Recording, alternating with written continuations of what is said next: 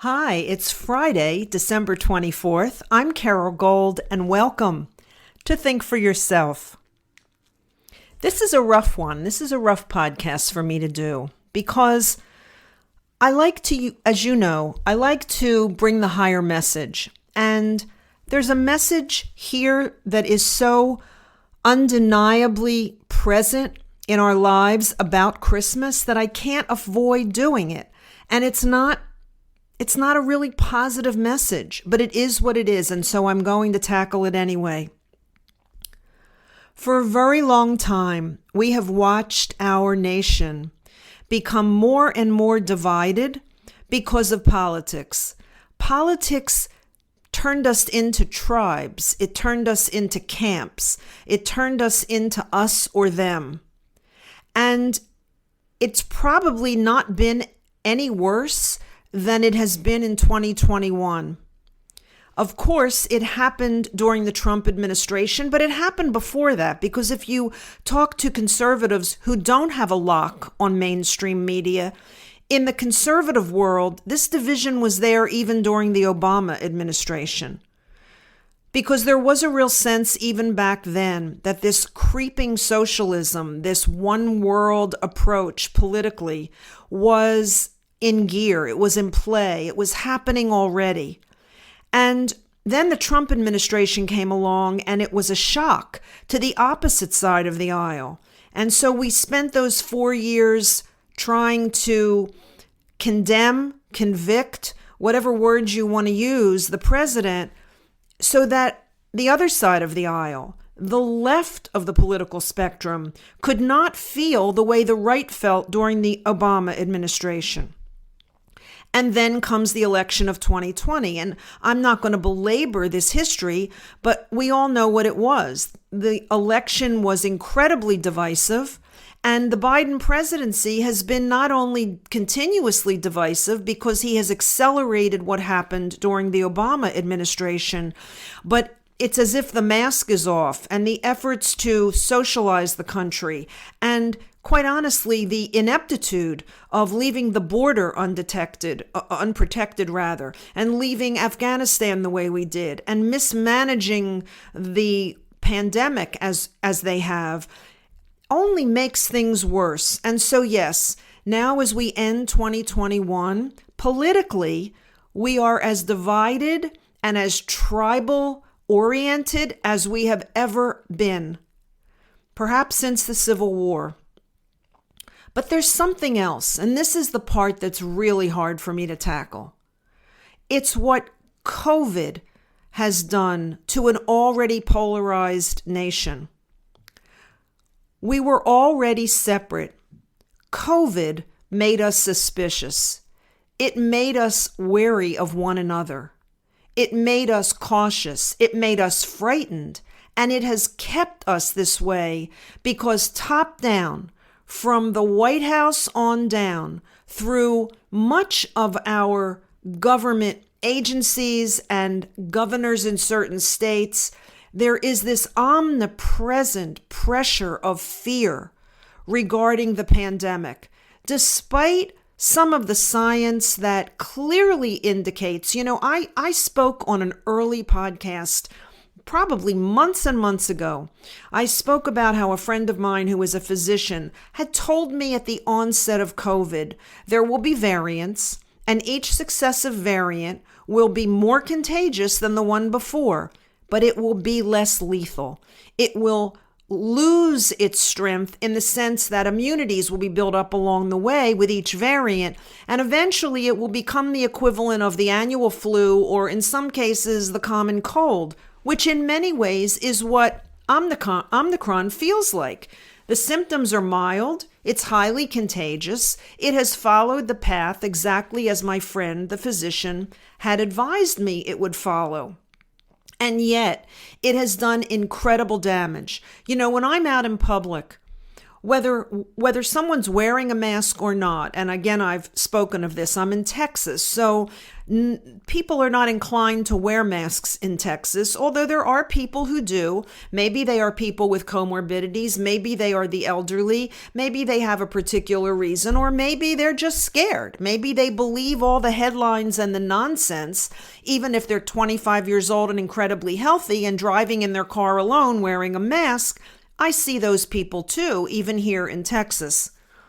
But what it's done, no matter what your stance is on the vaccine, no matter what your stance is on mask wearing, we all look at each other differently, and we deal with each other differently. There's an invisible wall that has gone up between people.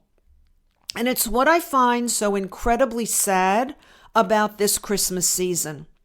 I'm a Jew. Christmas is not a holiday that I celebrate, but it is a holiday that I have always celebrated the spirit of the holiday, meaning even as a non-Christian, the love of our fellow humans, the reaching out, the spirit of Christmas has always been something that marked this nation and made it a happy and a positive time, and a time of the year when we really felt, more than I think at any other time of the year, a sense of connectedness, a sense of oneness, a sense of brotherhood and sisterhood, a sense of our higher selves. This year, not so much. Not so much. Whether it was the fear about the supply chain, that you wouldn't be able to get gifts for your children, the things that they wanted, or there might not be food on the shelves, whether it was this absolutely insane recommendation, even caution, that if you're not vaccinated, you shouldn't be allowed to attend a family event, or maybe you should be testing your relatives in the garage first with rapid tests before you let them come in the house. I mean, it goes on and on and on.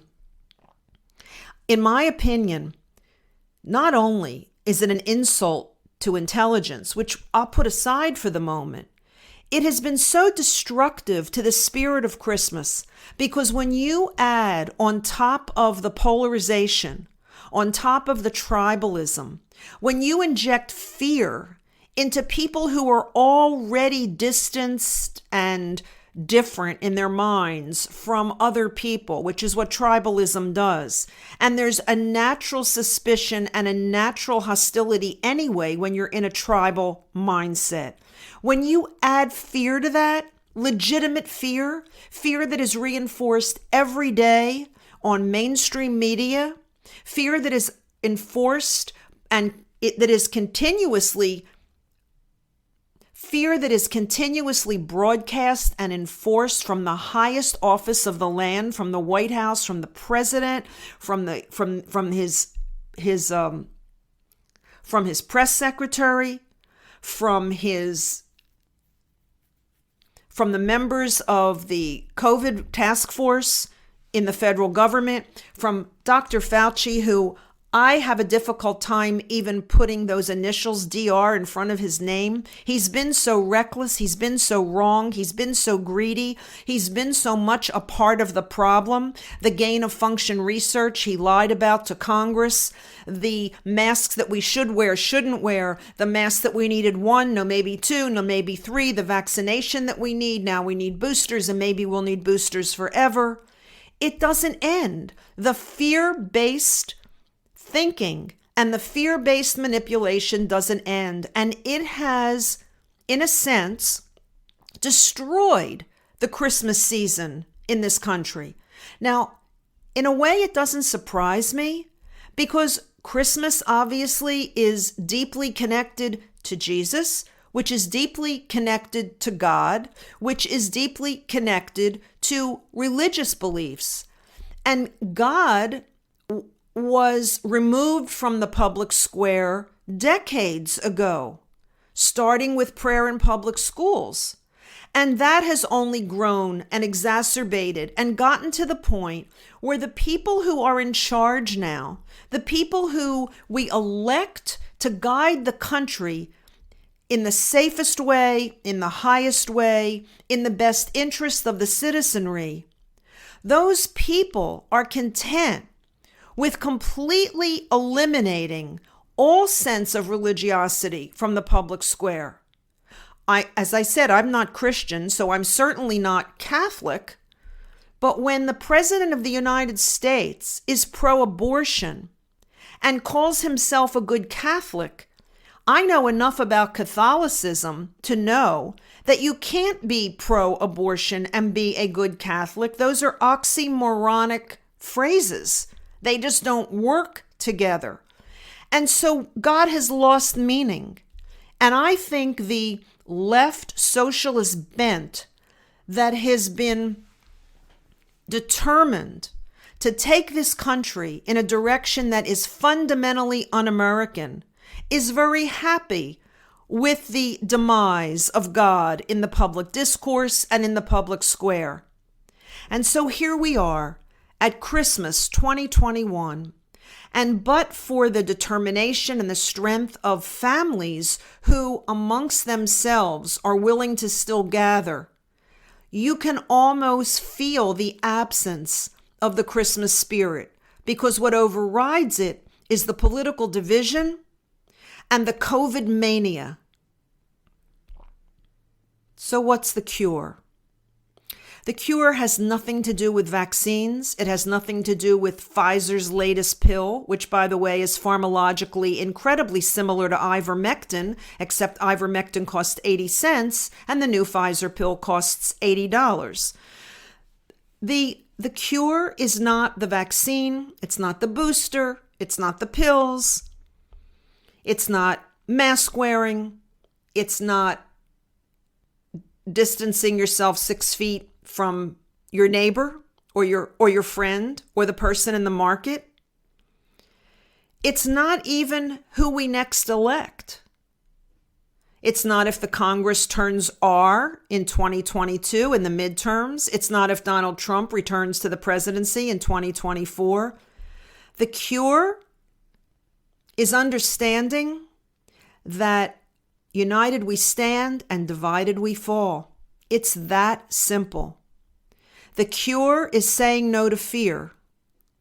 The cure is saying no to tribalism. The cure is saying we're all human. We're all subject to the same vulnerabilities. And we need each other on some deep level. I used to joke and say, because in many ways, I am not a social person. I'm a pretty private person, even though I have a personality that's in many ways public, right? I do podcasting. I do inspirational speaking. I've written books. I'm an attorney. I've been in a courtroom. None of that is really who I am. I'm a very private person, and I'm a person who enjoys her alone time, my independence and my privacy. And I am an introvert, believe it or not, on the Myers-Briggs scale of determining your personality inclinations. And so I always used to joke, I don't know why I wasn't born on my own planet and just left alone there, because I probably would have been very happy. And the answer is because if we were all meant to have our own planet, we'd be on one. But we're all here together. We're here together for a reason. We're all connected. We're all interdependent. We all need one another. That doesn't mean we're not all unique in our own ways, but it does mean that we're all connected on a very deep level, on a very primal level. And that's what has been attacked, and that's what's being shredded.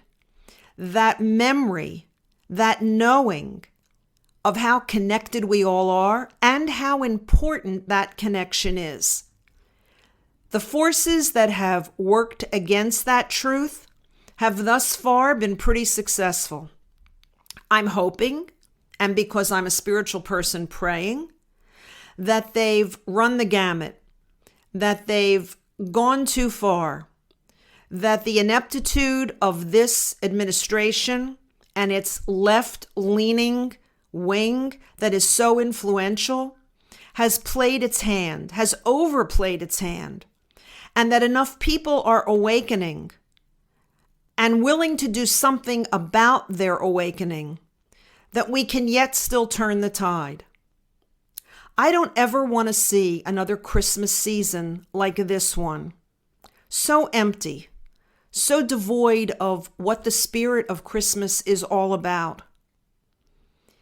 And I think it bodes not well for the future of the nation that we've not only sort of given up, removed, quelched, whatever you want to say, the entire dialogue and presence of a higher power in our lives, in our private lives and in our public lives, that we've so almost destroyed that vision and that belief.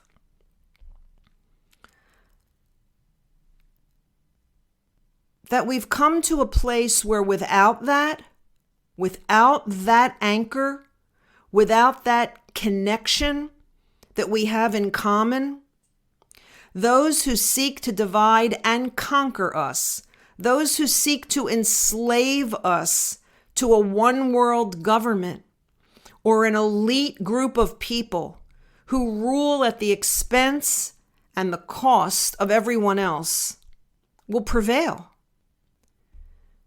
So perhaps with whatever's left of the Christmas season, and maybe between now and New Year's, we all give some thought to the country we want to live in 2022, and to what exactly each one of us needs to do to manifest that and make certain that that's the country we awaken to in 2022.